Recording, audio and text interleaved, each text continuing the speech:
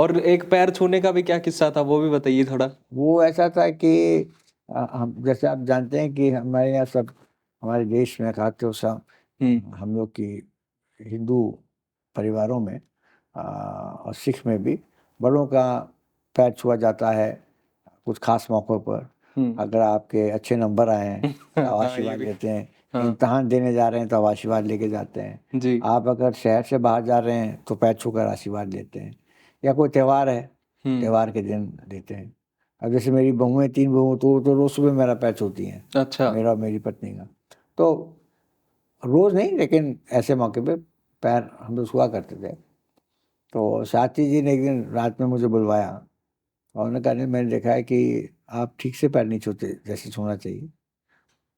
मैंने क्यों, क्या ऐसा क्या हो गया? उन्होंने कहा, नहीं आपके हाथ जो हैं वो घुटनों वो आप करके बात करते थे थोड़ा सा। अच्छा, तुम नहीं बोलते थे बच्चे? नहीं, जब थोड़ा नाराज़ से होते थे। अच्छा, नाराज़ होते थे। हाँ, तो कभी उन्होंने डाँटा या पीटा तो नहीं, तो मुझे तो बस यही पता है उनका गुस्सा। तो उन्होंने कहा कि अनिल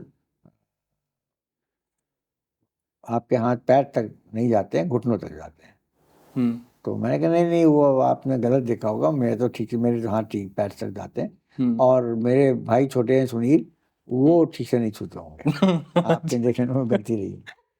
तो वो और कोई पिता होता तो डाँट देता, तमाचा भी लगा देता। उन्होंने कहा था खड़े हुए, मैं खड़ा हुआ, उन्होंने बड़े आदर सम्मान के साथ मेरे पैर छू लिए। अब मैं अच्छा। फूट-फूट के रोने लगा। उन्होंने कहा, मैंने तो कुछ किया नहीं। तो उस पे उन्होंने कहा कि मैंने कहा कि आपने कुछ नहीं कहा, मुझे तमाचा लगाते थे तो मैं नहीं रोता, लेकिन आपने इतनी बड़ी मुझे सज़ा दे दी। मैं 16 वर्ष का हूँ और आपने मेरे पैर छू लिए।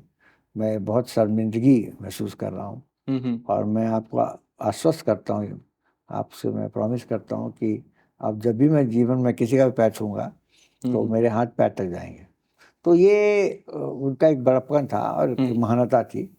और उसके बाद जो है उस बात को मैंने सीखा, वही चीज़ मैंने अपने बच्चों को भी सिखलाई है और मेरे बच्चे भी सब ठीक से प्रणाम करते हैं।